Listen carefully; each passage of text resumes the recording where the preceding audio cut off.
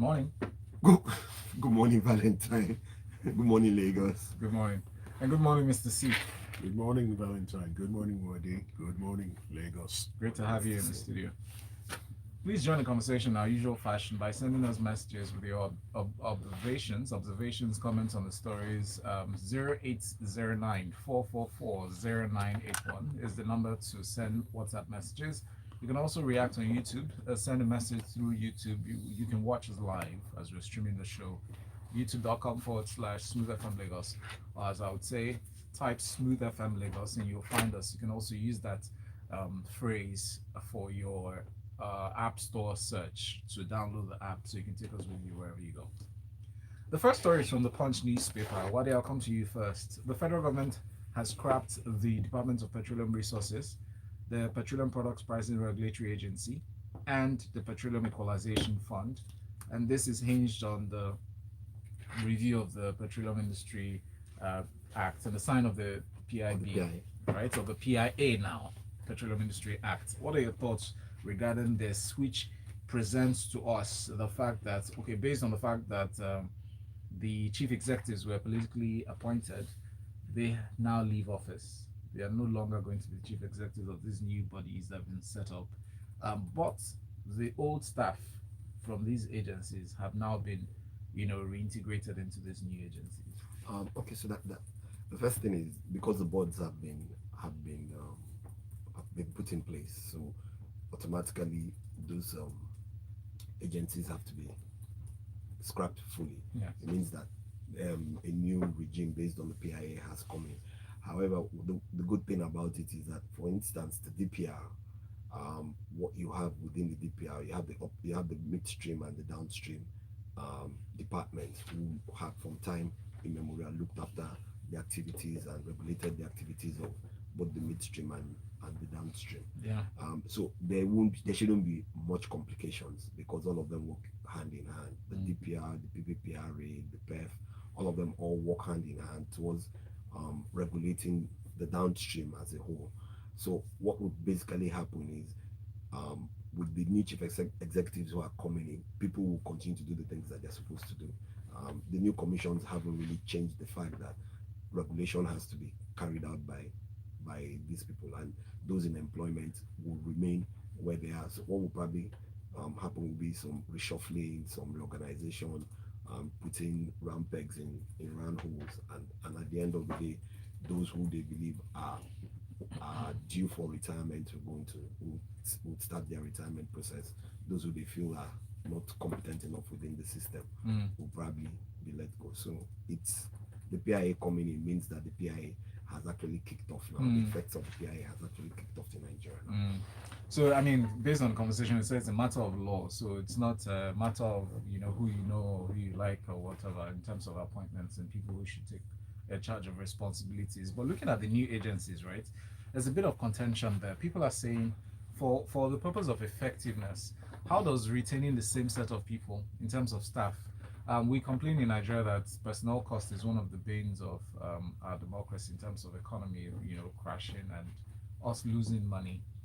Retaining the same set of people, and I understand it's part of the negotiated agreements, leading to the sign of the PIA. Are we saying that those set of people who were not as effective in the past administrations under the old bodies are still going to work effectively under the new bodies? But we should remember one thing, that even when you go to the private sector and you take over a business, you can't just sweep everybody away. And that's the reality. And the minister has also reflected the fact that those who are competent enough would remain, and those who they feel are not providing the kind of services that is required for the regulatory body would gradually either ask them to leave, come into some form of agreement and let them go, and so on. So it's not everybody that is a bad egg in any institution. So you look for the good ones, put them in the right places, and then compensate them the way they should be compensated. So I guess with this, with the PIA really, where we should expect improvement in how regulation is done. And now we don't have, for instance, in the downstream where you had like 3-4 regulatory bodies, you just have one, and everybody now has to work together and ensure that the regulations fit into the different places, and then the policies that you come out with are all encompassing. Thank you. Let's check observations shared on WhatsApp on this. We have this one from Isaac in Isolo. It says, "Good morning, House of Honor." Plato Isaac, thank you. So please help tell the Nigerian government that our problems are not inherent in nomenclature, but in them, the ruling class. Do not change the color of the building and tell me it's a new structure after all. God bless Nigeria. Darlington, thank you for that message you just sent in. And Shehu says, I noticed some, okay, thank you. I would address this. We're in the process of addressing it as well. Let's move on to this next story. Mr. C. Buhari threatens ultimate destruction of bandits after another mass killing. And this is reported by the Premium Times. They reported it were taken. There was a raid on Sunday on a market where 30 people lost their lives in the northwest part of Nigeria. We know thousands of people have been killed or kidnapped in attacks in states like Sokoto, Kaduna, Zamfara, and Katsina in recent times. But this is a rhetoric that sounds like a broken record. Based on this new pronouncements by the Commander-in-Chief, saying that they're going to send a strong or tough message to the bandits, what is likely to happen? Okay, thank you very much, Valentine. And before I answer your question, first of all, our thoughts go out to the families of those who lost their loved ones, the 30 people, at least identified by the reports. Now, it's instructive to note that this happened in Goronyo, Sokoto State. Now, in September, the Sokoto State Governor announced the shutdown of telecommunication services in 14 local government areas. Well, listeners, guess what? Goronyo is one of those local government areas. So one of the questions that will arise and will probably come up by those who lost loved ones in this attack would be, how are we supposed to call for help or even prevent this from happening if the telecommunication services were shut down? And it's something the security agencies need to take back. This should be feedback for them that whilst it is for security reasons they implemented this measure, there are negative consequences, and this is one of them. And the bandits also have access to the news, so they know that, okay, we can come and attack this location or that location. There are no services there. They can't call for help. They can't radio for help. So it will be a field day for us. Now, having said that, the president has now threatened ultimate destruction. Now, this sounds like the story of the title of a forthcoming video game. But guess what? Elections are coming. Yes, he's not eligible to contest under the present law, but he has repeatedly said he will obey the law. Whatever. So what that means, my interpretation of that is, whatever the law is, at any point in time, he will obey it. So if a constitution is amended to give him the opportunity to run for a third term, he will take advantage of that. Now, that having been said, it is important to remind our listeners that anyone accused of a crime must be given his day in court. You cannot be the accuser, the jury, and the executioner at the same time. So whether or not the bandits are truly guilty of the offenses of which they're being accused, ultimate destruction is not the way to go. And given the fact that he's a self-professed Democrat, this is in stark contradiction to his claims. We cannot degenerate to a point whereby we're unleashing ultimate destruction. You put that side by side with the comment from the army that they're now sending terrorists to meet their creator, their maker. Yeah, but I mean, what other strong message are you intending to pass to the bandits that will catch you and lock you up to question you? Because obviously people have lost confidence in the prosecution or would I say the judiciary in terms of, or the administration of justice in terms of, relating to these people. We've heard of bandits who have been caught and the purported reintegration into the society. That has been knocked by so many people as not a way to go in terms of the lives that they've taken and destruction they've caused. So are you suggesting that we still to that line? So you speak to the political process. They're being caught, yes, but for some reason the politicians have decided in whatever received wisdom they have, that the best way is to reintegrate them once they claim or state to have repented, reintegrate them into society. But the truth remains that for every action, there must be consequences. And let's not forget that some of these state actors, non-state actors, are increasingly better armed, better ordered than the regular, conventional state actors. So it's interesting to note how he's even going to rain down this ultimate destruction, because we note Lai Mohammed saying that the 12 Tucano jets that were recently purchased from the American state government have been moved to the northeast to fight this war. Now, that's a good move, but given the fact that we do not know why previous planes were shot down, it would suggest that the bandits, the terrorists, or whatever group or name you give them, have anti-aircraft guns. And until we're able to identify the locations of those weapons and neutralize them, I'm concerned about losing these jets because they were very expensive and took a lot of time to get here. Well, if yesterday's stories or headlines are anything to go by, it can be assumed that the anti-aircraft missiles are in the hands of the army. If we're going to read between the lines. No. So the Nigerian Air Force, the denial was premised on the fact that they did not pay any bribes. Which is why I said reading between the lines. So if we read in between the lines, conjecture. Let's take messages now. Cheryl says, what is likely to happen is that the Chief of Army Staff will pay a visit to the command where the lives were lost, make a speech, inform us of how insecurity has reduced, echoing his principal, the president. And then a week or two later, the same thing will happen. We hope not. Plato from Isola says, same corrupt immigration officers. I think immigration boss lacks... Okay, we'll get to that in a bit. Well, let's take more stories. The Vanguard reports, Wade, on the NSAS updates. Lagos Judicial Panel awards 410 million naira to 71 petitioners. They say out of 255 petitions received from members of the public, 252 were considered for hearing.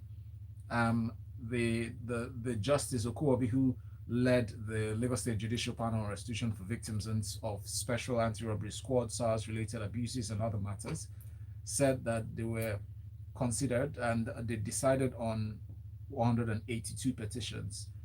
Some of those petitions were either not concluded or were adjourned sine die. And I had this conversation earlier with Mr. Siwe. He explained that sine die is cases that are pending due to adjourning cases, paraphrasing that. But what are your thoughts regarding these judgments and how far they've come? Tomorrow is the 1-year anniversary of the Lekki Toll Gate massacre. Well, to a large extent, I think they've done a lot, because originally it was for 6 months, but they've got into extensions that have pushed it to 1 year. The report is currently being worked upon, which they say they would submit to the government. But it's good to hear that at least out of the 182 petitions considered, about 71 families or 71 petitions have been cleared through, and the 410 million that has been paid over time or has been approved for payment over time has gone to 71 families, mostly for those who, through police brutality. At the end of the day, we would have to wait for the final report so that we can see the details and read the details. These are just the headlines of what has transpired. Those who believe have received some form of justice and compensation for the things that have happened. You can't bring back the lives of those who have lost their lives through police brutality. But I'm happy that this has gone through. It's been up and down, topsy-turvy, but at the end of the day, the judge has seen it through, working on the reports, and let's wait for the final reports to come in so that we'll know exactly what the details are. And what are you looking forward to seeing or reading in the report? So for me, what I want to see in the report is what really transpired at the toll gate. Specifically, which the army has denied several times, and which even the Minister of Information has said nobody was killed. Were people killed?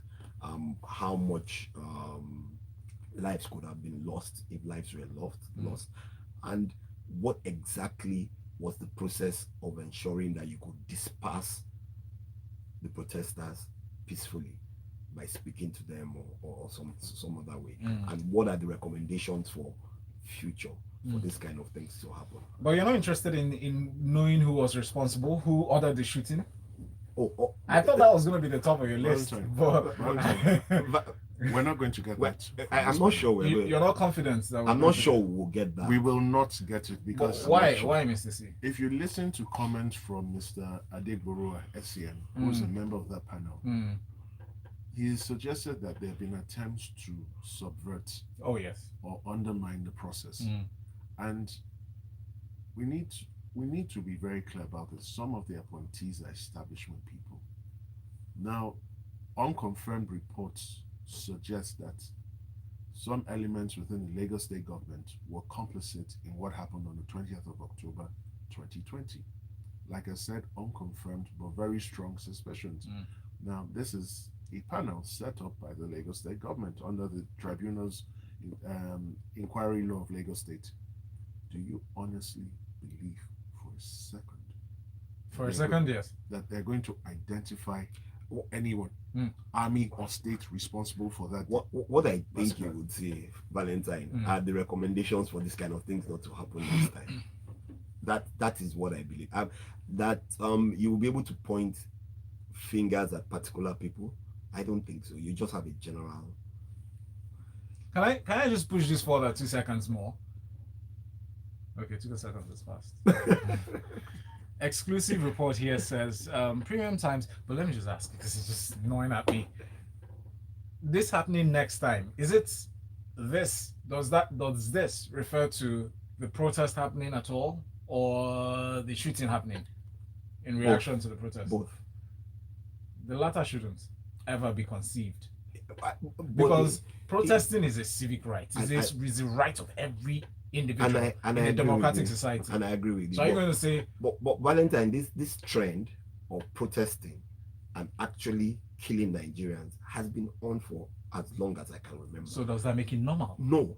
Does that make it acceptable? No, but that's what would happen again. It's been happening for as long as I can remember, since the 70s. Because that's not a good precedent. And it's not. No. So, Valentine, just to piggyback on what he said, right? Yeah. There have been no consequences. Yeah.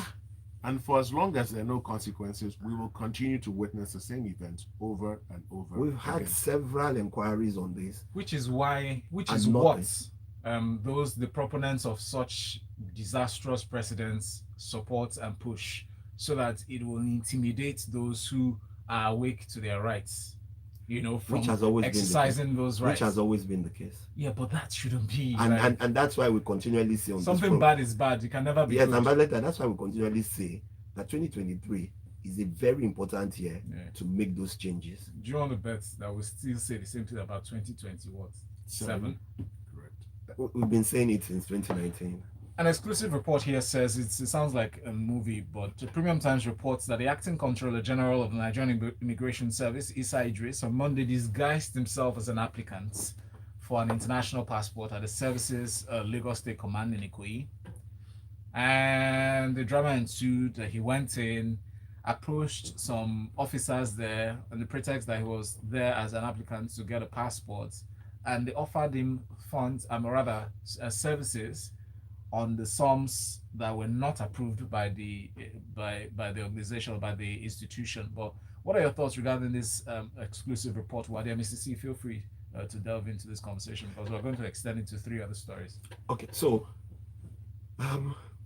like you said, it sounds like it seems like you're watching a movie or you're reading the script for a movie, and it's amazing that you say you walk into the Ikoyi and they didn't recognize you, and at the end of the day they gave you prizes for Nigerian passports that was way beyond.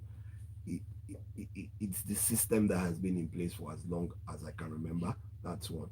You know about it, and what have you done immediately? You've taken the names of the officers, and we haven't. That was yesterday. We didn't hear anything aside from your message of saying, passports would it shouldn't take more than 3 weeks. 3 days.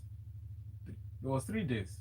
No, I think 3 weeks. 3 weeks. It was 3. Oh, 3 weeks. it's extended. 3 Oh, weeks. okay. Because shouldn't once say- it was 72 hours, but I was happy No, at yes, the time. but so the beauty of it is that everywhere you get, so the way you can get your passport, there are different processes. Yeah. You can pay for the express, which means you pay some additional Extra. money, and then within 72 hours to 96 hours you will get a passport, especially if it's for renewal.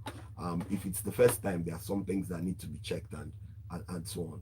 But the point is, I think it was about 10 years ago, where the Nigerian Immigration Service set up a website where you could fill out all the information that you require, submit all your documents, and all you needed to do was bring those things. It hasn't worked. Check it. It hasn't worked. Yeah. It's more than 10 years. And you're coming back today and telling us the same thing. And you're saying, oh, there's going to be systems where you can register and just pick dates. Who manages the system? It's the same set of people. So if it's not available, it's not available. Cutting to the chase, what do you think will happen to these officers that were caught? Probably make them scapegoats, send them out of the NIS. And in the grand scheme of things, how will it affect the effectiveness? Because one of the promises he made, Idris, coming into office, was international. The top three things that he put as priorities: international passport service being effective, ensuring border security is upheld, and also upholding workers' welfare.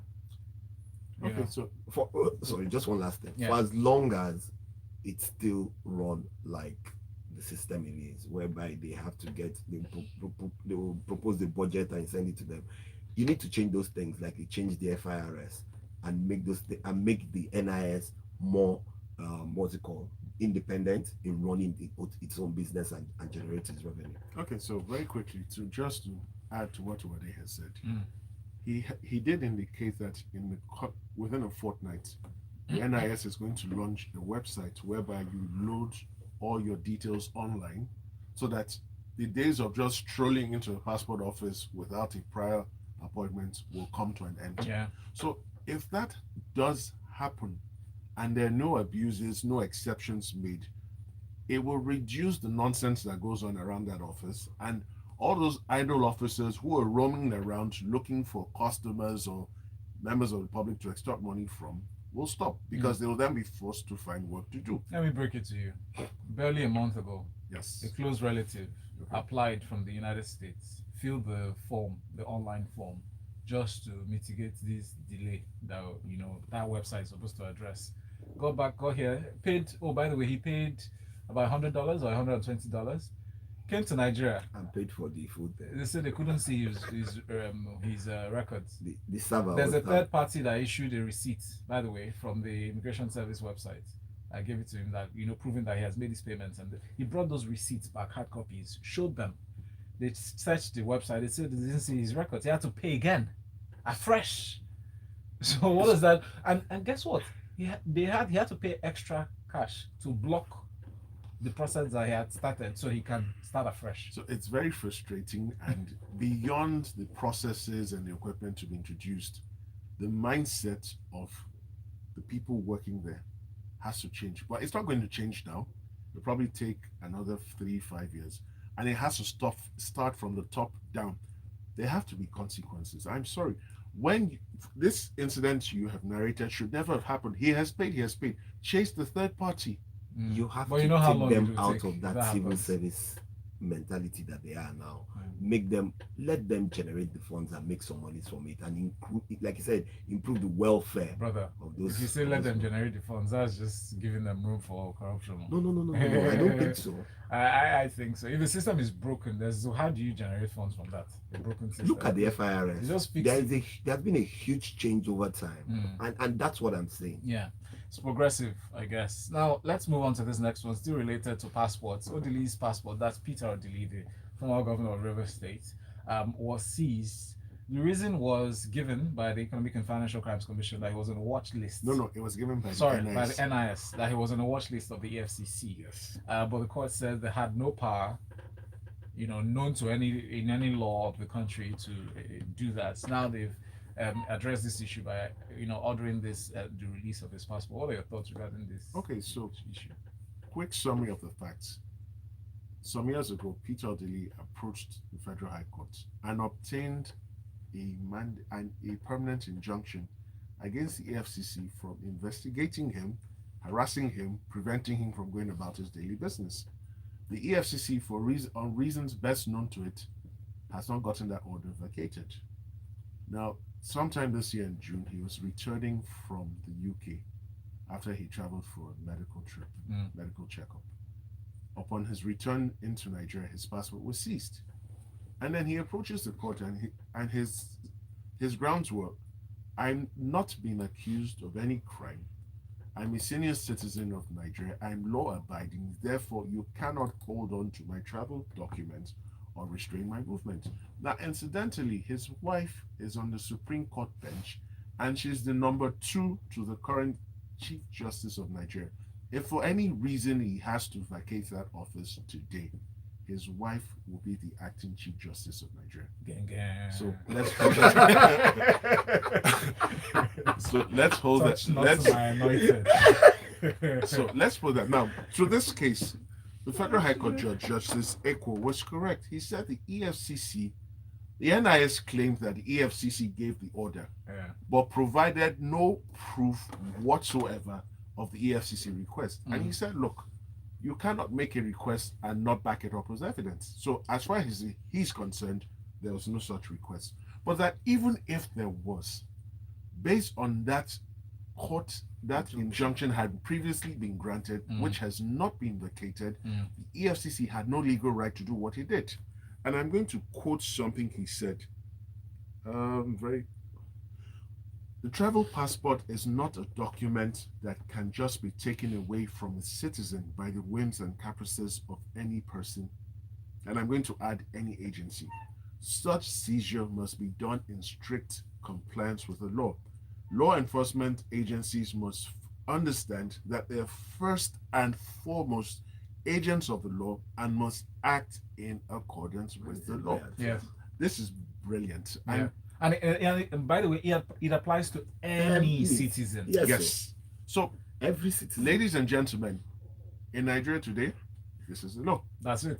So, be acquainted, eh? yeah, you have to be acquainted. And if they cannot prove that the seizure or the restriction was done in accordance with the law, and what that means is there must be a court order. Yeah. What happens if they delay and they delay you, and that delay causes you to miss your flight or anything? So when you're filing your case in court, you file for damages, Yeah, and you put in the cost of tickets and all of the that. government has money, yeah? No? Well, Let's get to this next story, but we quick look at the messages, yeah? AY says, good morning, Val in the house. Sariki Giwai. Giwa sent in this message. Some corrupt immigration officers, I think the immigration boss lacks the job to do the ability to do what he should. He should rather look deep into the welfare of his staff and better their stay. You heard of police welfare every time or hear of that. The NIS men spirits. Dan Okuda says President Buhari should save us the grandstanding each time there's gruesome murder of innocent Nigerians. We're tired of hearing this all the time. Babajide says, Mr. C, I don't know what else you want from the president. How does contesting for 2023 relate to the president's statements? He said, okay, let's move on. Babatunde Alade from Surulere said, I don't support treating bandits with kid gloves. Those who surrender should be investigated and taken to court. Bandits should be treated with what in the language they understand. Emeka says, I wish to extend this kind of sting operation to all FRSC, or I wish they extended this to all the Federal Road Safety Corps offices in Lagos. I got my driver's license yesterday. What applicants there go through is depressing. Onoche says, let them give David Honda his credits. The nonsense is just them acting a script that makes no sense. What are they doing to stop this racketeering? Nothing. Piggyback into the story from Premium Times, related story. The leader of the Shia Muslim group, Islamic Movement of Nigeria, Yemen, Ibrahim El Zakzaki, and his wife, Zina, have sued the Director General of the State Security Service, SSS, and the Attorney General of the Federation for 4 billion naira over the seizure of their passport. Yet again, another story relating to this. Your thoughts on this, Mr. C? Okay, so very quickly, El Zakzaki and his wife were standing trial before a Kaduna State Court. But when they filed their papers saying that the state had no case, they had no submission. In fact, it was upheld. They're in Abuja. But their passports have not been returned to them. And they have not been accused of fresh crimes. and there is no reason given to them why their passports have been withheld. They then approach the NIS that, okay, can you replace the documents that we were unable to retrieve for whatever reason? And the NIS's official response, according to them, was, you're on a watch list. So until you get off that watch list, you cannot replace those documents. So if you place this side by side, are they less citizens than Peter Odili? No, they're not. So Wahala. the thread that runs through all these cases is, if you're a law-abiding citizen, there is no case against you, and the agencies cannot prove that they complied with the law in getting that restriction placed in the first place, then the restriction should be lifted. And it's important. Law enforcement agencies, they need to remember, first and foremost, you're bound to obey the law. Well, let me just ask one question, Mr. C, you're the lawyer. If you're on the watch list, does that mean you should not have an international passport or a travel document? No. So what happens is, if the travel document is in your possession, when you get to the airport, they will prevent you from boarding the flight. Exactly. That's But it. that Not is necessarily not seizing the necessary that passport. they Yeah, no. seize So it. when they seize it, sometimes it's because they have access to you and they've collected it. Maybe as part of requirements for bail, you submit documents. Now, how did they get El Zaki's documents? He was supposed to travel on a medical trip. The trip was aborted to India, and the Department of State Security collected the documents, and that was the end of the story. Wow. That's the end of our story here, but not the end of the conversation. Please, let's take it further on social media. Lagos Talks 981 starts in 8 minutes. Please join us as the phone line will be open for you to share your thoughts via call. The phone line to call, or number to call, is 0144899981. Special thanks to Mr. C and Wade Ahime. Thank you so much for stepping in as always. Thanks for having us. Still with me here, Valentine, over on Smooth Breakfast. The headlines. Nigeria. In-depth Yes, sir. analysis of You see all these national ones are current there. affairs. Oh, man. Fresh Thank you. reports